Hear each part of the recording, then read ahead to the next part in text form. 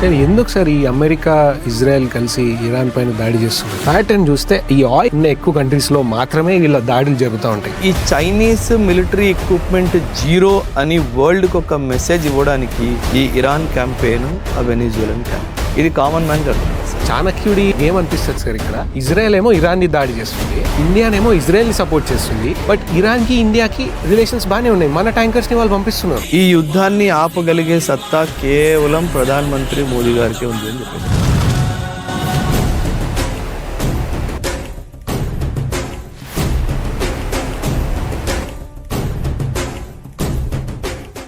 Full length podcast episode consume చేయలేకపోతే దాని నుండి జనరేట్ అయిన షార్ట్ అండ్ ఇన్ఫర్మేటివ్ క్లిప్స్ కోసం లేజీ మసిల్ షార్ట్స్ ఛానల్ని సబ్స్క్రైబ్ చేసుకోండి. సార్ ఎందుకు సార్ ఈ అమెరికా ఇజ్రాయెల్ కలిసి ఇరాన్ పైన దాడి చేస్తున్నారు?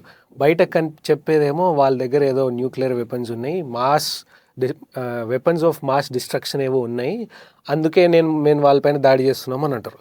చూస్తే బుష్ ఆ టైంలో, ఆ బుష్ గవర్నమెంట్ టైంలో ఇరాక్ మీద వేసినారు, అవును. ఆ తర్వాత లిబియా గదాఫీ మీద వేసినారు, అవును. ఇప్పుడు వెనిజులా పైన వేసినారు రీసెంట్గా జనవరి 2026లో. ఇప్పుడు ఫిబ్రవరిలో ఇరాన్ని దాడి చేస్తున్నారు. చెప్పేదేమో మేము ప్రపంచాన్ని కాపాడుతాము, న్యూక్లియర్ వెపన్స్ ఉన్నాయి వాటికి, అందుకే వాళ్ళని టార్గెట్ చేస్తున్నాం అంటారు. ఇంటర్నల్గా ఏంటి సార్ ప్యాటర్న్ చూస్తే ఈ ఆయిల్ ఎక్కువ కంట్రీస్లో మాత్రమే వీళ్ళ దాడులు జరుగుతూ ఉంటాయి. ఒకవైపు అమెరికా, ఒకవైపు China. America is the super power country in the world. దీనిని కాంపిటీషన్లో వస్తుంది ప్రస్తుతం China. And China industrial heavy country. A industry కూడా ఏం కావాలి? ఆయిల్ కావాలి. అండ్ మనం గతంలో చూసుకున్నట్టయితే చైనా వెనిజువెలా అండ్ ఇరాన్తో చాలా పెద్ద పెద్ద ఆయిల్ డీల్స్ ఉన్నాయి. మీరు ఆశ్చర్యపోతారు, వెనిజువెలాతో చైనా ఆల్మోస్ట్ $40 బిలియన్ డీల్ చేసింది. ఏమని? నేను ఇద్దరు ఇన్ఫ్రాస్ట్రక్చర్ అవన్నీ చేస్తాను, నువ్వు నాకు ఆయిల్ పంపించాలి అని చెప్పేసి. ఎందుకంటే oil is very important for China. China దగ్గర కూడా ఆయిల్ లేదు. ఎలాగైతే ఇండియా దగ్గర ఆయిల్ లేదు, China is also an oil import country. రెండో దేశము ఇరాన్. ఎలా అయితే వెనిజువలా $40 బిలియన్ ఇన్వెస్ట్ చేశారో, ఇరాన్లో $400 బిలియన్ చైనా ఇన్వెస్ట్ చేసింది. దేనికి బదులుగా నువ్వు నాకు ఆయిల్ యువాన్లో ఇవ్వాలి అని చెప్పేసి.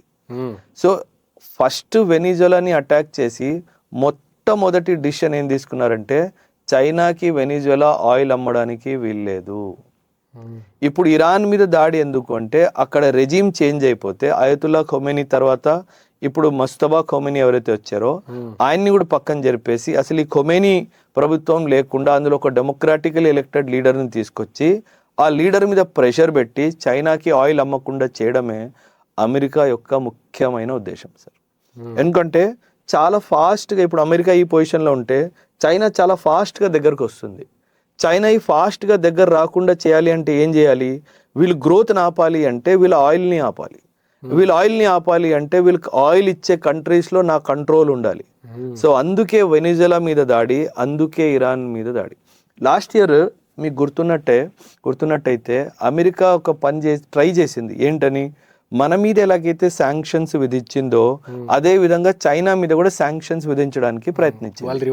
అప్పుడు చైనా వాడు ఏం చేశాడు? చాలా తెలివిగా రేర్ ఎర్త్ ఎలిమెంట్స్ ఏవైతే ఉన్నాయో నేను నీకు $1 కూడా ఇవ్వను అని చెప్పేశాడు.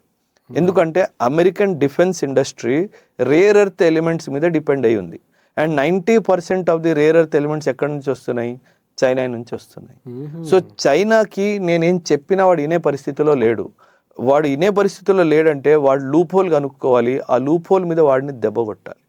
అదే లూప్ హోల్ ఈ ఇరాన్ అండ్ వెనిజువలా. కానీ ఇక్కడ ఇంకొక డైమెన్షన్ రావచ్చు. మీ ప్రేక్షకులు కొందరు జియో పాలిటిక్స్ ఫాలో అవుతున్న వాళ్ళైతే, సరే ఏముంది చైనా వాడు రష్యాతో ఆయిల్ తీసేసుకుంటాడు కదా అని మీరు అనొచ్చు. కానీ రష్యా మీద శాంక్షన్స్తో ఒక విధంగా చాలా కంట్రోల్ మనం తీసుకురావచ్చు. So Russia can be controlled, but China cannot be control. So ఆ చైనాని కంట్రోల్ చేయాలంటే వాడు గ్రోత్ని స్లో డౌన్ చేయాలి. చైనీస్ వెపన్స్ పూర్తిగా విఫలమైపోయాయి సార్. లైక్ చైనా వాడు ఎయిర్ డిఫెన్స్ సిస్టమ్ వెనిజువలాకి ఇచ్చాడు. ఎప్పుడైతే నికోలస్ మదూరోని కిడ్నాప్ చేశారో అమెరికన్ ఆల్మోస్ట్ 150 ఎయిర్ క్రాఫ్ట్స్ లోపలికి వచ్చాయి సార్. అండ్ ఎయిర్ డిఫెన్స్ సిస్టమ్ చైనాది ఏదైతే వాళ్ళు తీసుకున్నారో ఆ ఒక్క ఎయిర్ క్రాఫ్ట్ని కూడా డిటెక్ట్ చేయలేదు సార్.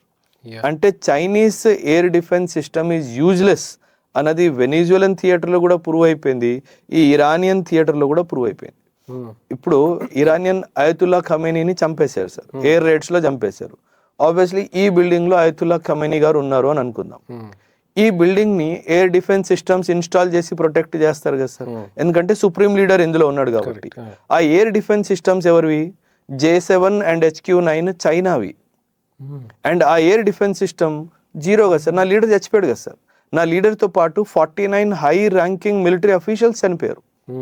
ఒక విధంగా చూస్తే నా హైరార్కీ మొత్తం చనిపోయింది. ఎందుకు చనిపోయింది? నీ ఎయిర్ డిఫెన్స్ సిస్టమ్ని నేను నమ్మాను కాబట్టే చనిపోయింది. సో ఈ చైనీస్ మిలిటరీ ఎక్విప్మెంట్ జీరో అని వరల్డ్కి ఒక మెసేజ్ ఇవ్వడానికి ఈ ఇరాన్ క్యాంపెయిన్, ఆ వెనిజువలన్ క్యాంపెయిన్, ఇది కామన్ మ్యాన్కి అర్థం కాదు సార్. కామన్ మ్యాన్కి ఆయిలే కనిపిస్తుంది, కామన్ మ్యాన్కి న్యూక్లియర్ వెపనే కనిపిస్తుంది. కానీ బ్యాక్గ్రౌండ్లో ట్రూత్ నేను చెప్పిందే ఇప్పుడు సార్.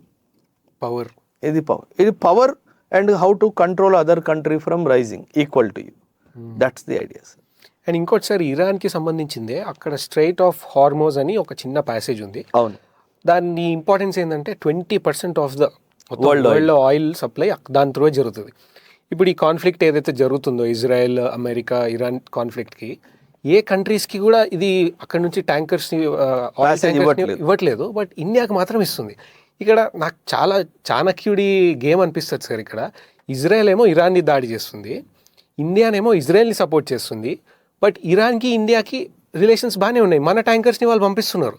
ఈ రిలేషన్ చూస్తున్నప్పుడు నాకు చాలా మ్యాజిక్ అనిపిస్తుంది సార్. మన గవర్నమెంట్ ఎట్లా రిలేషన్ మెయింటైన్ చేస్తుంది అంటే సార్, ఇంటర్నేషనల్ రిలేషన్స్లో న్యూట్రాలిటీ అనేది చాలా ఇంపార్టెంట్ సార్. మీరు రష్యా యుక్రెయిన్ యుద్ధం తీసుకున్నప్పుడు రష్యా మనకి ఎంత ప్రియుడో మనందరికీ తెలుసు. యాజ్ ఎ కంట్రీ ఎంత ప్రియమైన దేశమో, అయినా సరే మనం ఏనాడు రష్యాని సపోర్ట్ చేయలేదు సార్. మన దేశం కానీ మన ప్రధానమంత్రి మోదీ గారు కానీ war is not the solution, diplomacy is the only solution చెప్పారు. మీకు గుర్తుంటే అప్పుడు కూడా చాలాసార్లు India is sponsoring the Russian war అని చెప్పేసి చాలా వచ్చింది. India should stop this war అని చెప్పేసి. ఆ తర్వాత ఇజ్రాయెల్ ప్యాలెస్టీన్ యుద్ధం కూడా జరిగింది లాస్ట్ ఇయర్. ఇజ్రాయెల్కి మనం చాలా క్లోజ్ ఉన్నా, ప్యాలెస్టీన్కి కూడా మనం అరబ్ కంట్రీస్కి క్లోజ్ ఉన్నా, మళ్ళీ మనం న్యూట్రల్ స్టాండే తీసుకున్నాం. ఏమని? No war is not the solution. In fact Israel ఒక అటాక్లో చాలామంది సివిలియన్స్ చనిపోతే ఇండియా తీవ్రంగా ఆ ఇష్యూని ఖండించింది కూడా. ఎందుకంటే civilian casualty is not accepted in battle fields. So ఖచ్చితంగా ఒక న్యూట్రల్ స్టాండ్ ఇండియా మెయింటైన్ చేసింది. ఈ ఇరాన్ వార్లో కూడా ఇజ్రాయెల్ అండ్ అమెరికా కలిసి ఇరాన్ మీద ఏదైతే దాడి చేసాయో అందులో కూడా బ్యూటిఫుల్గా అమెరికాకి న్యూట్రల్గా ఉంటూ, ఇజ్రాయెల్కి న్యూట్రల్గా ఉంటూ, ఇరాన్కి కూడా నాన్ సపోర్టివ్గా ఉంటూ ఒక న్యూట్రల్ స్టాండ్ మెయింటైన్ చేసింది. కాబట్టి ఇండియా ఒక న్యూట్రల్ కంట్రీలా బయటకు వచ్చింది sir. So India is a neutral country కాబట్టి ఇరాన్కి ఇప్పుడు ఎలా ఉంటుందంటే, ఇండియన్ ఆయిల్స్కి నేను షిప్స్కి ఫ్రీ ప్యాసేజ్ ఇస్తే ఫ్యూచర్లో నెగోషియేషన్స్ జరిగినప్పుడు ఖచ్చితంగా ఇండియా అందులో ఒక మెంబర్ కంట్రీ ఉంటుంది కాబట్టి నాకు ఫేవరబుల్గా డిసిషన్ తీసుకునే అవకాశం ఉంది. So it is give and take. ఫ్యూచర్లో ఖచ్చితంగా. ఇన్ఫ్యాక్ట్ అమెరికన్ ఒక జర్నలిస్ట్ ఉన్నాడు, హీ's a very close friend of Donald Trump, టక్కర్ అని చెప్పేసి. he gave a very open statement. I suggest you keep that video in your shoot also. ఆయన చాలా ఓపెన్గా ఏం చెప్పాడంటే, ఈ యుద్ధాన్ని ఆపగలిగే సత్తా కేవలం ప్రధానమంత్రి మోదీ గారికే ఉంది అని చెప్పేశాడు. ఆయన ఓపెన్ స్టేట్మెంట్ ఇచ్చేసాడు. ఎందుకంటే ఒకవైపు ఇజ్రాయెల్తో న్యూట్రల్గా, అమెరికాతో న్యూట్రల్గా, ఇరాన్తో న్యూట్రల్గా ఉన్న ఏకైక కంట్రీ వరల్డ్ ఏదైనా ఉంది అంటే అది India. So India can be a good mediator in this conflict అని చెప్పేసి ఆయన సజెషన్ ఇవ్వడం జరిగింది సార్. సో దీని మీద కూడా ఇంటర్నేషనల్ డిబేట్స్ జరుగుతున్నాయి. Modi sir as a person, ఆయనకి 1-to-1 పర్సనల్ రిలేషన్షిప్స్ వరల్డ్ లీడర్స్తో చాలా బాగుంటాయి. అది సౌదీ లీడర్ కానివ్వండి, అది యూరోపియన్ లీడర్షిప్ కానివ్వండి, ఇక్కడ పుతిన్ గారు కానివ్వండి, అక్కడ నేతన్యాహు గారు కానివ్వండి, అందరితో రిలేషన్షిప్ మీరు గమనిస్తే కనుక, అమెరికా పిచ్చిగా మన మీద టారిఫ్స్ ఇంపోజ్ చేసినా సరే ప్రతిసారి ట్రంప్ ఒక స్టేట్మెంట్ ఇస్తాడు, గుడ్ ఫ్రెండ్ మోదీ అంటాడు. అంటే దేశం పరంగా మన మీద ఒక నెగటివ్ డైమెన్షన్ ఉన్నా సరే పర్సనల్ గా మోదీ అంటే గుడ్ ఫ్రెండ్ అంటాడు. ఆయన మనసులో అనుకుంటున్నాడో లేదో ఊరికే అంటున్నాడో అది పక్కన పెట్టండి. కానీ అమెరికన్ ప్రెసిడెంట్ నోట్ తో నేను ఆయనకు గుడ్ ఫ్రెండ్ అని అనిపించుకున్నాడు కదా సార్. సో అంటే ఒక న్యూట్రల్ స్టాండ్ వహించే కెపాసిటీ కేవలం ఇండియాకే ఉంది. దట్స్ హౌ జియో పాలిటిక్స్ అలాగే వర్క్ అవుతుంది సార్. మనం ఒక సైడ్ తీసేసుకున్నామంటే మన దగ్గర ఎవరు రారు, ఎందుకంటే వాళ్ళకి తెలుసు నువ్వు వాడికి సపోర్ట్ చేస్తావు. So neutrality and impartiality maintain చేయడం అనేది జియో పాలిటిక్స్లో చాలా అవసరం. ఉమ్.